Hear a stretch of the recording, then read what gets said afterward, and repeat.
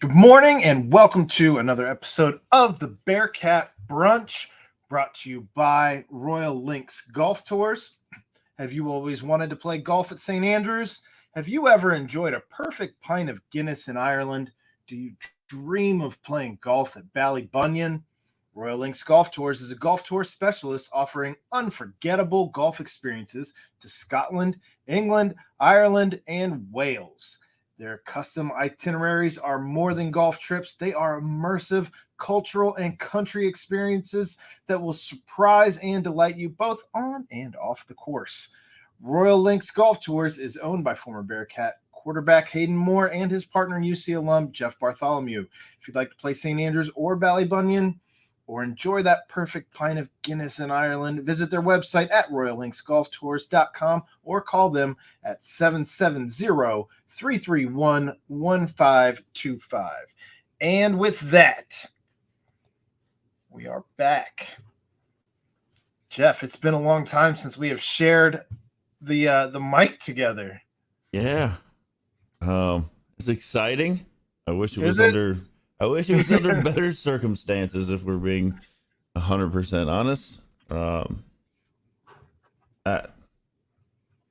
don't have a lot of technical look back for this game. I know it's kind of much of the same of the negative that Dave and I have talked about for since the third week of the season.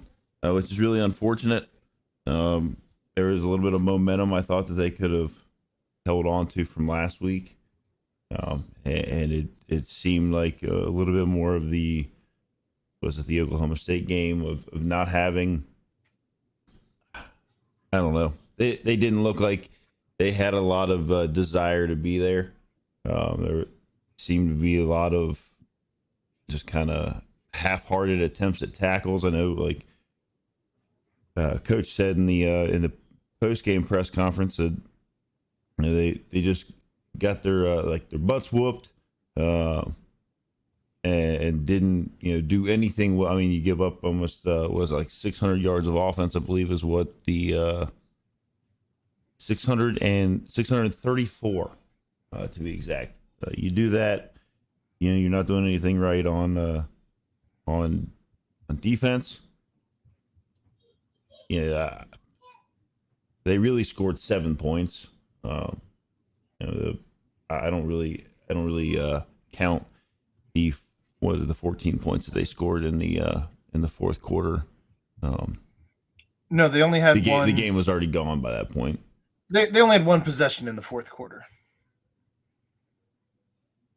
Who only had one possession in the fourth quarter? Cincinnati. What, one possession that you're counting? No. I'm just saying they scored twice in the fourth quarter. Well, then the stat broadcast was incorrect. The one drives. Well, the drive the first maybe it started in the third quarter. It started in the third quarter. You're right. Bridged into the fourth. Yeah. I mean it's silly to count those or look at those and say anything that that was like a positive. I don't know. I don't know West Virginia's players by name or whatever, but it's very clear to me, at least, that if we were able to do that in the fourth quarter, at the end of the game, likely those were not all of West Virginia's starters, and they certainly weren't playing the same kind of scheme. I mean, if at that point, if you're the running back who ran all over our first team defense was also not a starter. So, well, yeah, good for that kid. I mean, I don't know. It was there was nothing positive that happened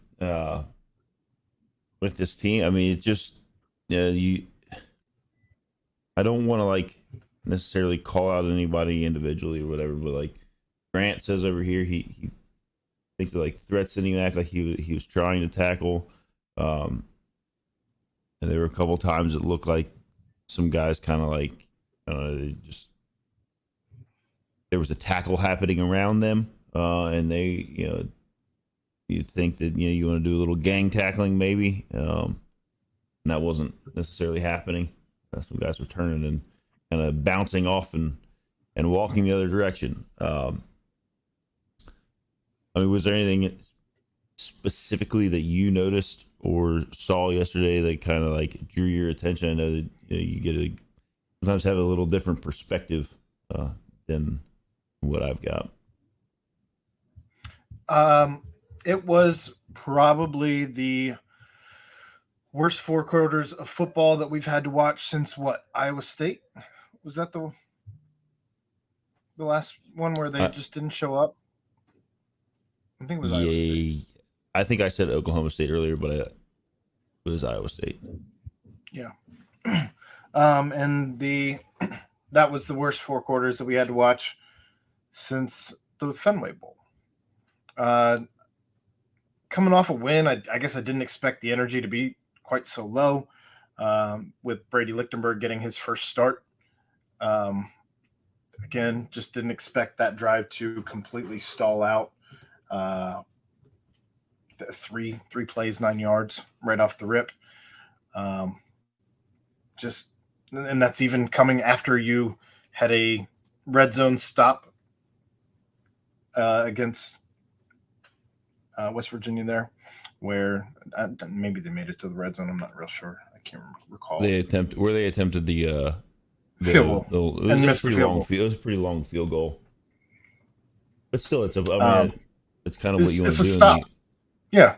Mm-hmm. The West Virginia wins the toss, gets the ball, goes and drives, and misses a field goal. You got an opportunity to turn around and use that momentum to catapult yourself into the game, and instead you get 9 yards and have to punt on a 4th down, where I think all of us were probably surprised on 4th and 1 that you're punting, because it's not really been Scott Satterfield's MO this season to ever punt on 4th and 1.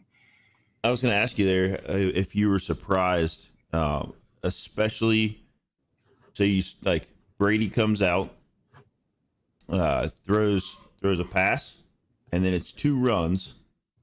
They get you to the 4th. You end up in 4th and 1 at that point, and it looked like it was an awfully short 4th and 1, at least on TV.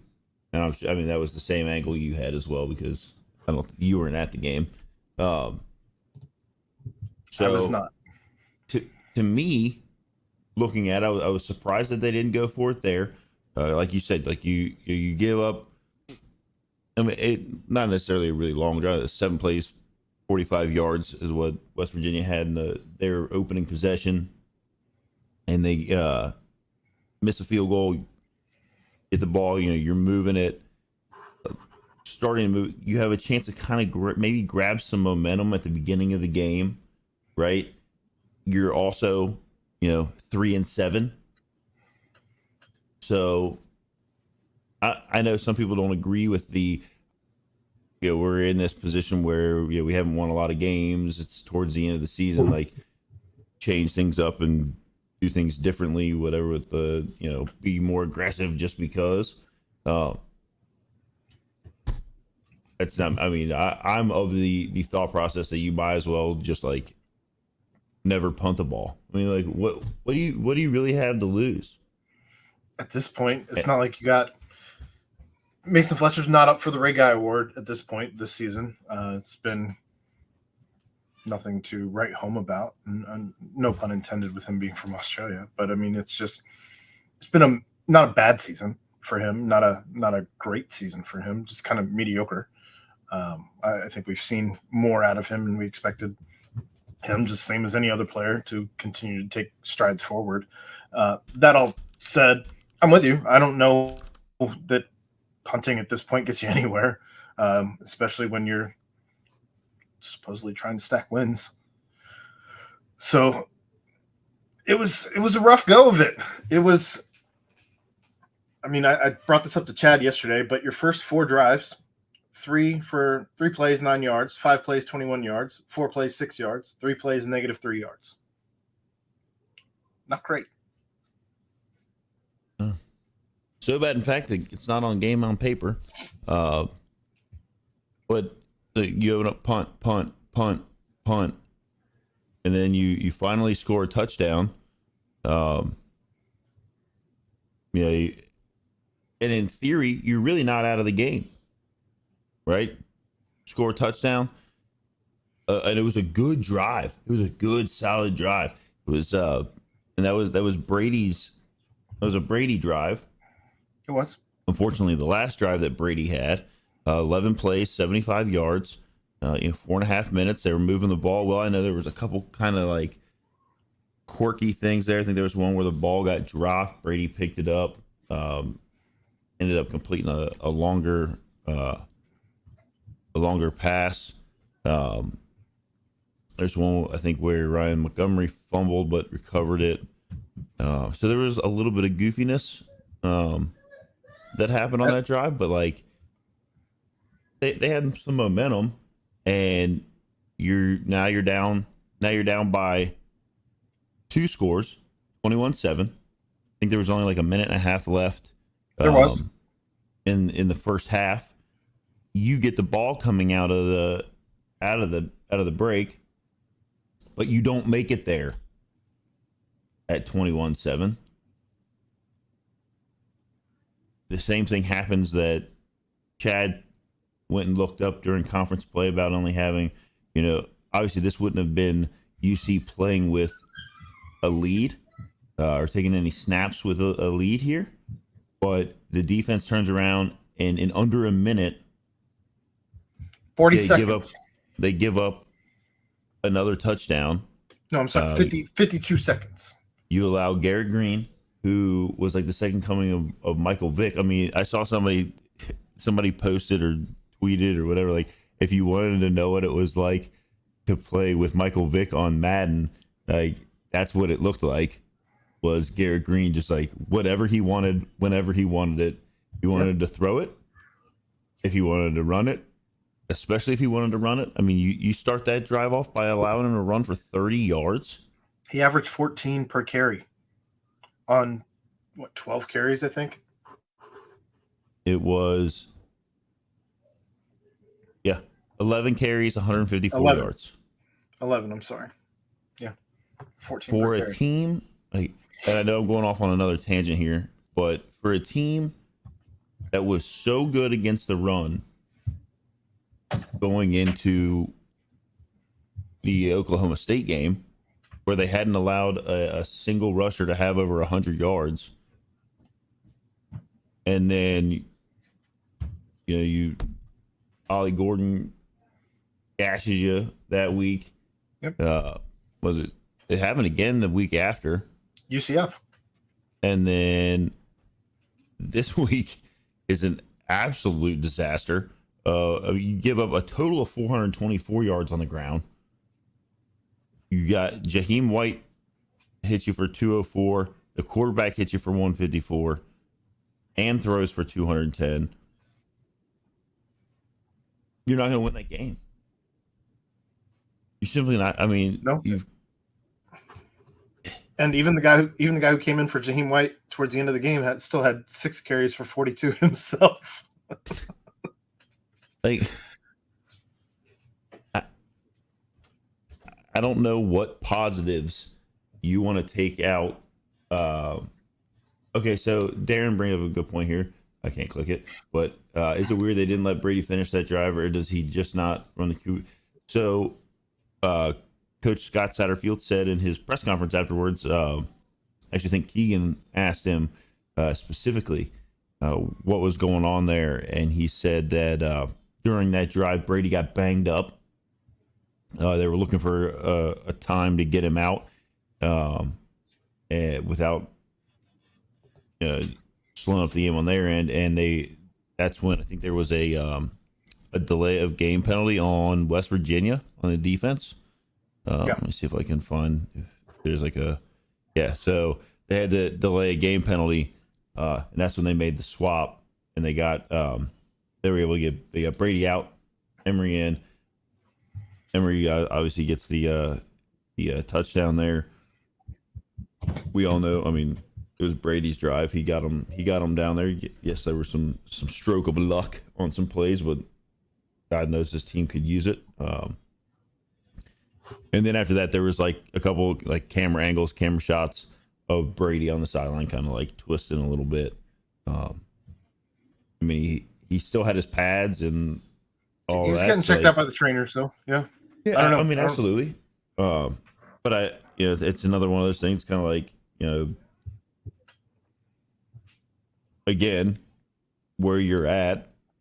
Yes, Well, he led a good drive, but like, is it worth running a kid out there, and if he's tweaked something, and then he has to maybe he adjusts something else he's doing, and then it causes another, or he gets hit, he's not yeah. able to protect himself as well, and you end up with some kind of freak injury out of it. Um, Also, I just want to go back to the earlier in the season before Emery had taken a snap under center, but they had not even been practicing that apparently. If I believe that's how it was discussed earlier in the season when people were wondering on goal line, like, why isn't Emery under center? And then they started practicing that, and then Emery was able to do it. So if this is not something that Brady has practiced, being directly under center and taking snaps directly under center, then are really going to put him out there if he has not taken snaps under center? I don't know. yeah, yeah. I mean, you're not gonna run a kid out there and put him in a position that he's not gonna be successful in. You still have to look at things that way, and you're also like, if he I don't have any reason to think that they would make up or lie about him being banged up and not able to go. I agree. If he's not able to go, like, or if he's got even anything that could like change the way he's going to go about playing a game of football, and potentially end up with some other injury or exacerbating the one that he already has. Well, I mean, you've got again, I go back to it, you're 3-7.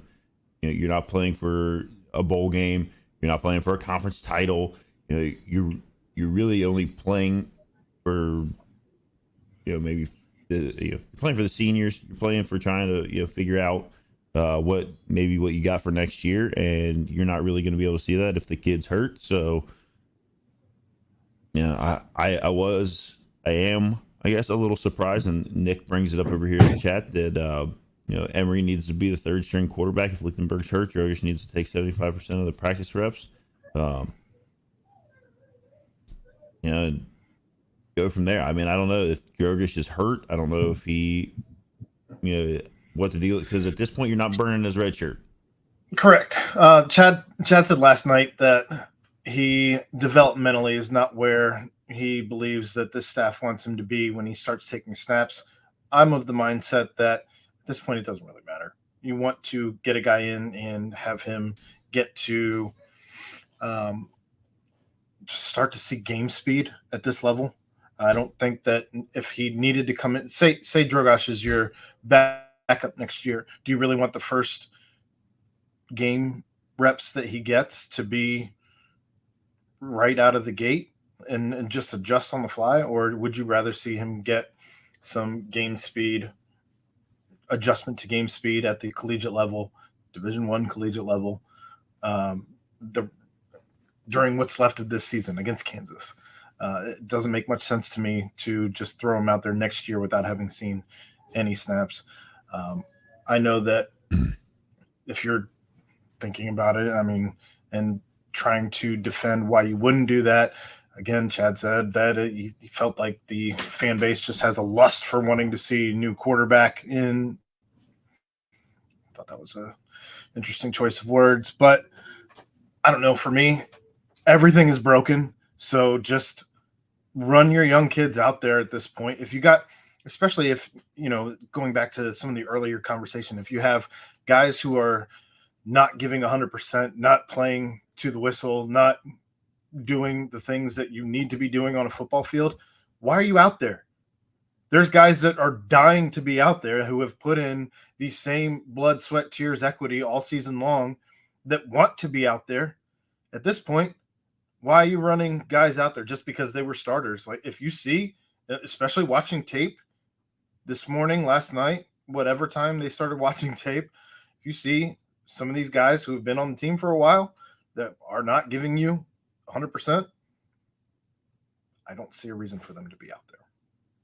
Yeah, I mean, especially guys that aren't going to be coming back next year, that aren't able to come back next year. I mean, I think at some point, like if you're saying that, you know, this kid's not developmentally where he needs to be to put him out there, is that, are you just going to go ahead and declare that a miss at this point? I mean, do you? It's frustrating because you want to be able to say as a fan, like, you know, the team looks like it's progressing, and this is something that Dave and I have talked about all years. Like, I can stomach losing. I can, like, I don't like it, but I can stomach it. If it appears that there is like a path, like a progression that is occurring, you know, things are looking up and getting better, and like we kind of saw it last week, but now that you kind of look at it, you look back at it, you're like, is that was that kind of, I don't know, like fake progression? Because we've also said that this is a good AAC team. Maybe Houston also just like a good AAC team, and so like that's how we ended up where we were at there. We just haven't seen consistent progression across the board anywhere. I mean, I haven't seen anything positive outside of, I mean, I did think that the drive that Brady had was good. Yeah, I mean, you can say that because they was the first touchdown that they scored, but it wasn't even a drive where you truly instilled a lot of confidence of like, all right, like we could go out and do that again. I will challenge you and say that I think that we have seen progression in the offensive line. Earlier this season, I thought that this offensive line was not very good at all towards the beginning of the season, and they have shown that they at least have been able to run block very, very well. Yesterday, obviously, fair. You can't run a ton, and is there room for improvement in the pass block? Absolutely. You will not catch me arguing that case. But I think that you've seen progression there. I think that you've seen progression in the cornerbacks. Although yesterday was not great, we saw some. So it's been kind of one of these. There's been some up and then some down. I mean, you're also looking at Kalen Carroll getting his fourth start at this point. So are there going to be some lumps? Sure. Are you building progression for next season? Also, yes. So you bring up a great point there. Carroll, right? Mm-hmm. They essentially throw him in the fire, right? Correct. Baptism by fire, absolutely. Let's see what you got, kid. And when they threw him in there, he did not look great. Bad. He looked real bad. And it was one of those things where we're like, okay, like we get it. So I'll give you that because he's looked much better from then on. Even yesterday. What's that? Even yesterday, the pass interference call that he got, I thought that there was so much hand fighting going on before they threw that flag. That was the underthrown ball, yeah? Yes. I'm pretty sure it was I hate underthrown DPI. It's terrible.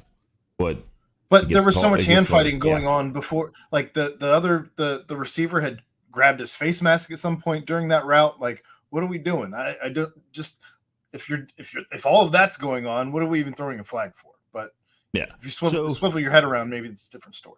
But if you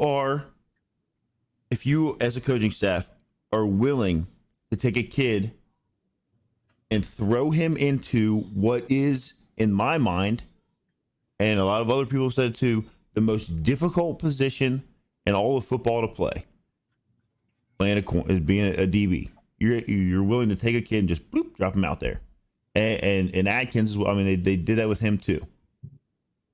If you're willing to do that, he probably knew a little ahead of time though he was going to be starting.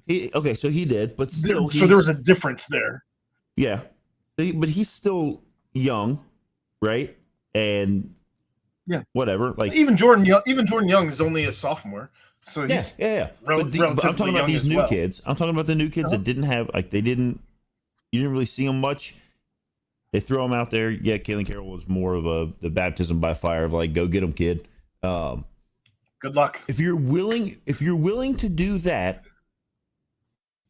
why on earth are you not willing in a situation like yesterday?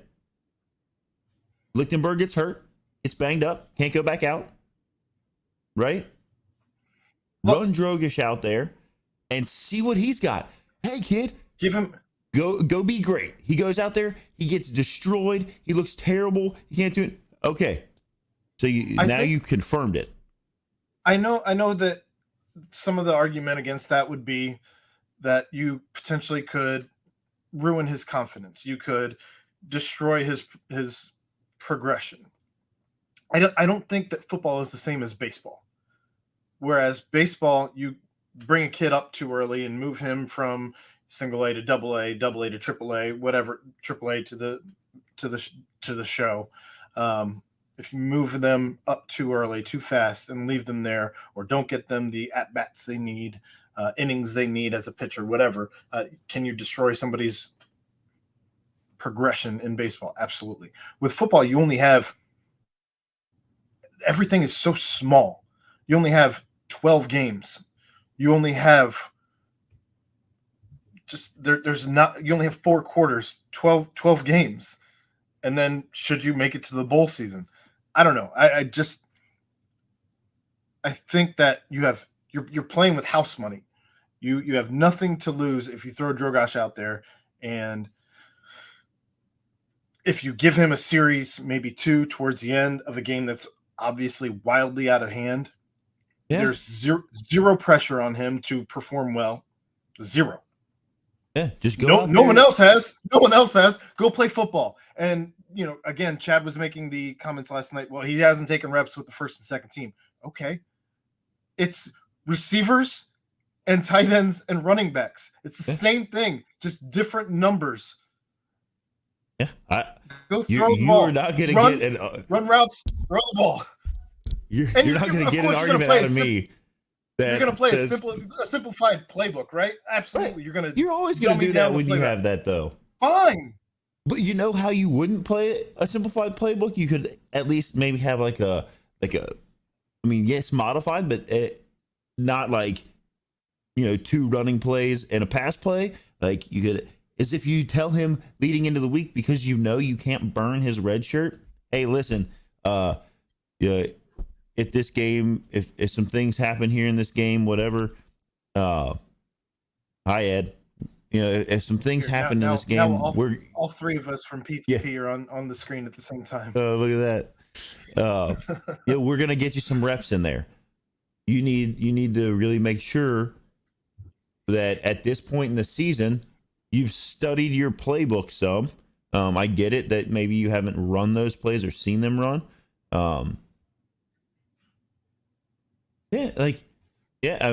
They could have even done something like that. I mean, obviously, I'm not sure where Evan's shoulders at as far as being a true threat to throw the ball. But the other team doesn't necessarily know that, and they could have done, I think, something with that just to be creative. Who 2 seconds. Cares? Like, it would take 2 seconds to find that information. Yeah, to figure out if he's gonna throw it or not.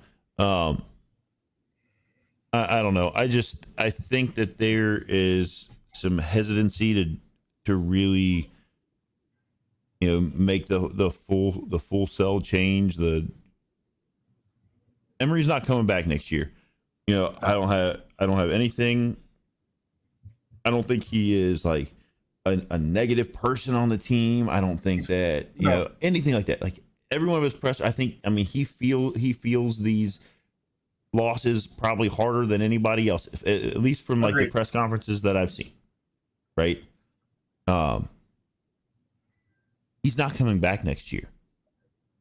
The team is far and away out of making it to a bowl game or any kind of anything of significance. The part that is left going forward, really starting last week through the end of the season, was development of kids and getting them the game speed reps that you can only get in a game. You can't get them in practice. Like Nope. you can run against a scout team, it's not going to be the same. It just isn't. We've heard people talk about that all the time Well, across. and what better way to find out where the progression is of the kids who you saw in the spring game to where they are now throughout the entire season? If you look at a kid and say, "Hey, I'm gonna get you some reps this week," and maybe you don't throw the entire. I don't know that you learn anything by throwing them in with the entire second team, but if you can start to rotate some guys in, Yeah, like a cornerback here or a right guard there, or like don't throw them in with the. I think you should throw them in with the other ones to really find out absolutely. what you have. Otherwise, you're doing a disservice probably to finding out where that kid's development is if you're throwing the entire second team out there. Yeah, I mean, I would wholeheartedly agree because you don't want to put your quarterback out there behind, a weak like the weakest option of line that you have. You want your quarterback to be out there behind the best option that you have, and like you did allude to, and I will concede the fact that I think the offensive line has improved. Are there areas that could get much better? Yes, but they have improved, so that you can at least gauge before like coach has said, this is going to be a long off season. It's going to be a long winter. Like you're going to be able to Long see. December, and there's reason to believe. Oh, all right.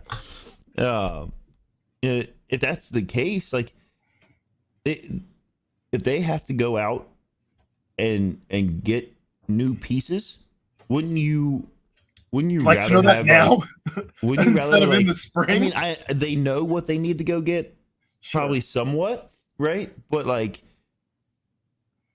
I just feel like having like the game tape of a kid in any of these positions, and like Darren brings up a good point, like getting whooped on in the secondary is going to pay off for these young guys out there, and I tend to agree with that because there has been some growth out there. They've shown flashes of what they could be. I still think Jordan Young looks better in the slot than he does on the outside. eh, and He, that's he had a pass breakup early in the game yesterday from the slot. so like there you go. Like those are things that you can learn by moving kids around, having other guys that you're going to put out there. I just I'm not going to sit here and say that like we need to fire the entire coaching staff and like fire the whole team and start from scratch. Like I don't think that there's any benefit to that. But I do hope that with this final game, yeah, we all want to see wins. Like we want to see how that's like not even remotely anywhere near what I care about, especially that like going into this final week. I want to see guys that we haven't seen, guys that are going to get out there, get some quality reps as far as like where it lands in the game and who they're facing on the other side, and get those game speed things so that obviously like we as fans aren't. It doesn't like I certainly hope no one is making decisions on what like any fans on Twitter are saying. I don't think that's the case at all, but so that the coaching staff can see what they've got, understand what they've got, and moving forward into the. We talked about it with this group coming in last year. They weren't able to hit the portal the same way as a coaching staff that was already in place, because people can say what they want to say. The portal recruitment happens before kids hit the portal. The recruiting staff wasn't even here. Right. They were the last ones. Yeah. So like, yes, they did get guys out of the portal. But the guys that they got, that they could have got or maybe had a chance to get, those kinds of things happen before the portal opens. It's not the way it's supposed to happen, but it's the way it does happen. Like, if Aaron plays for a team and decides that like, this isn't a good fit for me, this isn't where I'm going to be, I'm going to hit the portal, Aaron's going to have some some folks reaching out and some trusted people trying to find maybe a place that he could land before he enters the portal. Smart business on the kids' parts, because as we all know, the NCAA doesn't favor anything with the kids. So like, they've got to figure that kind of thing out before they hit the portal. I mean, that's just the way it happens. This staff didn't really get that chance. Last year, they kind of had to rush around. You make a good point that recruiting staff wasn't even in until like the very end. They were able to bring some kids in and that kind of thing and patchwork a team together. Much like, Wes Miller had to patchwork a team together when he first got here. Yeah. This season hasn't gone. At the end of the day, this team is the only team in the entire conference that had a new coaching staff in place, and the only team that was also doing that while making a transition from a Power 6 conference, if you want. Whatever, I don't know what you want to call it, but yes, G5 into the Power 5. So you're dealing with a lot of adversity, just in general, on a team that would have struggled probably a little bit anyway if you were making a coaching transition. Obviously, we've seen some different coaching transitions work out, as everyone wants to talk about Louisville and how that's worked out. Well, you know what didn't work out? Colorado. Colorado is not working out right now. I would disagree a bit there. They won one game last year. Okay, they've won four this year. Oh, that's really working out. That's improvement. All right. Well, anyway, I disagree. All of the hoopla around that has not been quite up to snuff. In any case, there was a lot going into this, and you were the guy after the guy, which is never easy to be either, as this is very true. That coaching staff is also struggling. These are the things that happen. It's not abnormal for a coach to come to a new team, especially that late in the cycle, and ride the struggle bus. Yeah. And he did say, Nick's talking down here about, struggling in all the phases, including coaching. He said it yesterday. He said that they got out coached. They got out offense and out defense and all of the above. They used every play they had in the defensive playbook. He said Coach Brown put in every play. He called every play on the defensive sheet. And I don't know if that means maybe you need to get another defensive sheet somewhere to slide into your defensive book, but maybe there should be a book instead of a sheet. Yeah, it should have been something, because whatever they were dialing up yesterday absolutely was not working at all. So, go into the we still have one game left. Hopefully there's a little bit better at least from our perspective. I don't think that we are alone in what we saw as being maybe not the top tier number one effort across the board. And it's hard to get up for games once you're out of it. I get that. You're that far out of it's. If you're a senior, if you're already checked out on this season, maybe you're leaving the team and you already know that. I understand it's hard to get up for games like this. I get that. But if that's the case, again, there are guys chomping at the bit behind you. That as a coach, I'm watching for those types of things in this last game. And if you aren't going to give me all of your effort, all of your attitude, your want to, there's a place on the bench for you where there is somebody who wants to give me all of that. Yeah. So hopefully, next week they can, like Nick says, a competitive, just a competitive drive. Is it likely that they'll beat Kansas? Probably not. Do I think that they probably could? I've seen stranger things happen. I don't know. I just want to hopefully as this cycle rolls around, we get back to spring ball, the necessary changes are put into place, and we can start to see Cincinnati football come back to where we know it should be, where we now, as a fan base, expect it to be. Like, if this fan base just didn't care about what was going on, that would probably concern me more than, yeah, you're going to open up Twitter and it's going to be a dumpster fire of like crazy hot takes, and I am just as guilty as everybody else of throwing like crazy stuff out there. But that's what you're going to get out of a passionate fan base, and that's what's been built here over the last decade or whatever. Like, there was a rise in what is expected out of UC football, and so that's still a positive thing. Fans aren't indifferent to what is happening on the football field at UC, and I think we can get back to where we were. It just might take a little bit of time. Patience is a virtue. Hopefully. You have anything else on the game from yesterday? I am surprised that you were able to get that much out of me on the game from yesterday. Oh, I try. All right. Well, let's do a quick spin around the NCAA here, and then we can probably wrap it up. Notre Dame, Wake Forest.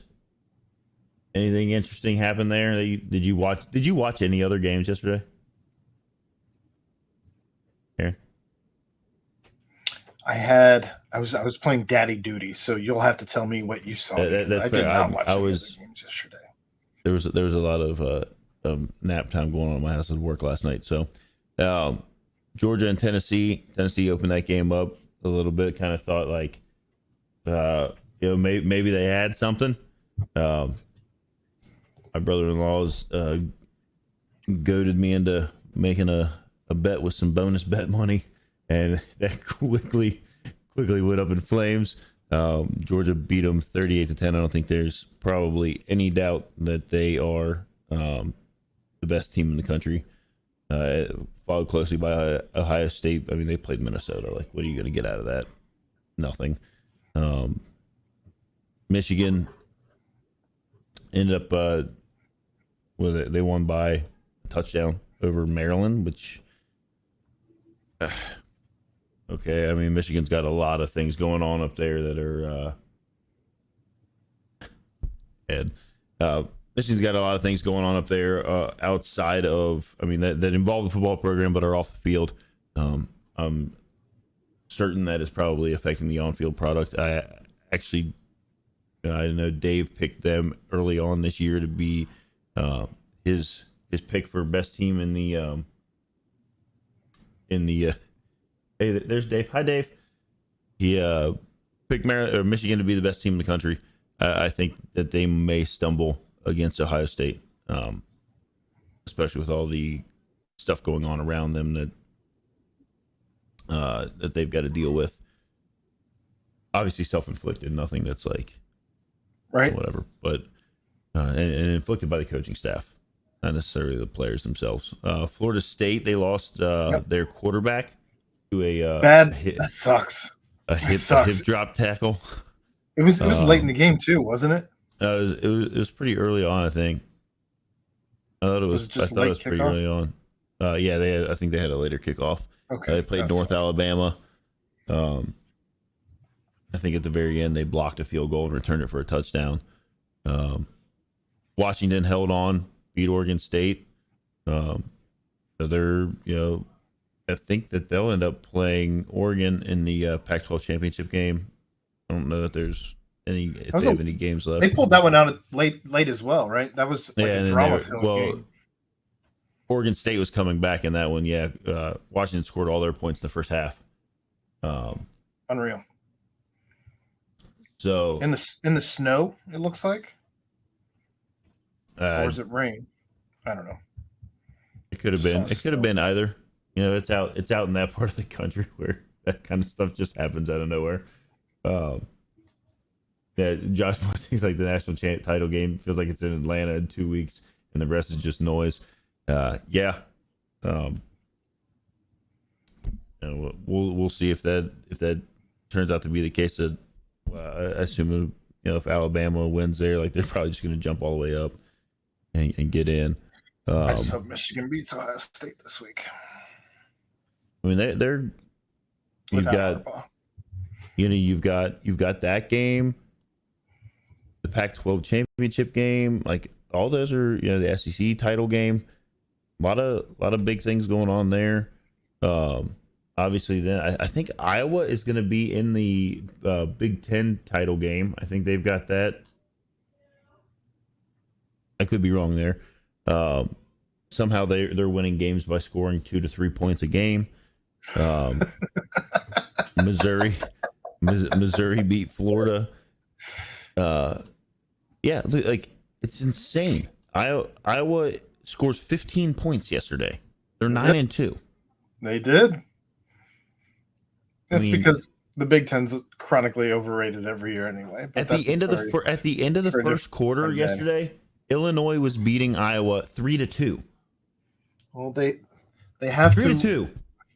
You have to rank the other side. So you have to rank the other side of the conference, because otherwise those wins by Ohio State and Penn State and Michigan against anybody else outside of themselves would mean nothing. And this is true. And we've had that discussion a lot. Utah loses to Arizona. I thought they could beat anyone. I thought they could. Their fan base has told me they don't belong in the Big 12. They're better than the Big 12. I thought they could beat anyone. The Utes? Yeah. And instead they get beat by Arizona, who might not have any sports left after they try to fill a $250 million financial hole that just like showed up out of nowhere. I still want to know what that means if you sell off your sports. What does that mean? Where do they go? You just don't fund them anymore, and you take all of the athletic budget. The athletic budget, I assume, is probably solvent. I assume it makes money. Yeah. So as they probably many just things on campus don't make money. They probably take all the money from the athletics budget and they say, sorry, we're not going to have any athletics. I mean, maybe they keep. I don't know.